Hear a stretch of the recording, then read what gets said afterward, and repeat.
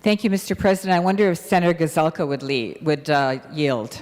Senator Gazelka is not currently on the Senate floor right now. Oh, Senator Gazelka is on the Senate floor. I did not see him. Senator Gazelka. Senator Gazelka, I was Pappas. wondering if you would yield.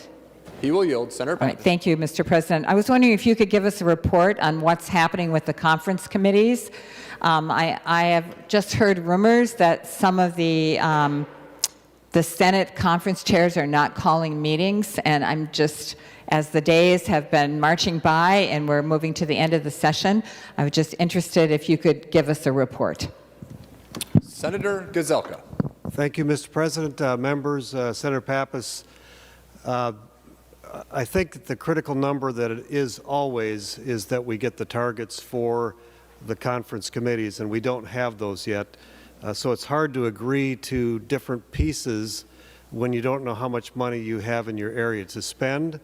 And so some of the more complex committees are just saying, look, we want to listen and hear everything that you have in your bill so that we understand it, but we don't want to make decisions until we know how much resources is allocated. And so that's where I know I've heard from at least one or two committees their concerns, and so we are working on that. There have been offers being exchanged back and forth.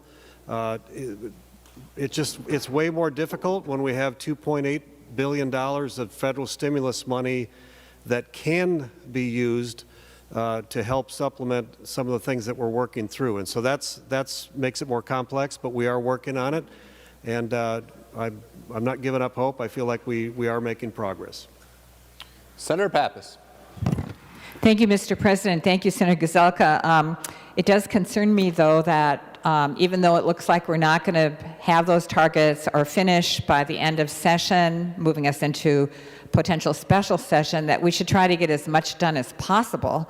I think the voters expect us to do that so that we're less likely to have a government shutdown. And I do feel like you could tell your chairs that they could agree on same and similars, they could agree on policy language so that the reviser is not so backed up. That's really a problem, is that the reviser cannot possibly get all this work done in the next couple days.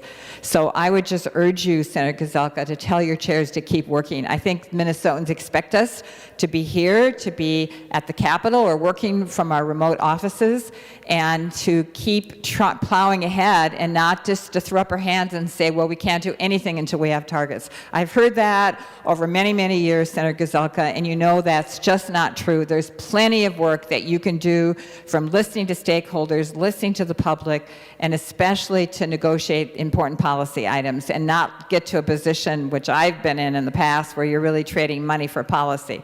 Let's get those policy items resolved. Many of them have broad stakeholder approval and support, and we shouldn't be blocking the adoption of those items in the conference committee. So, Senator Gazelka, I'm just asking you to respond to me that you will continue to urge your members to keep working. Thank you. And members, I actually do have conference committee at 1 o'clock. So, Senator Gazelka. Yeah, Mr. President, members, Senator Pappas, they've never stopped working, and I think it's important that, for the record, that that's what's happening. It's always been about, this year we have to pass the budget, which is first about the money. Policy is secondary. We may or may not do a lot of the policy that's in there.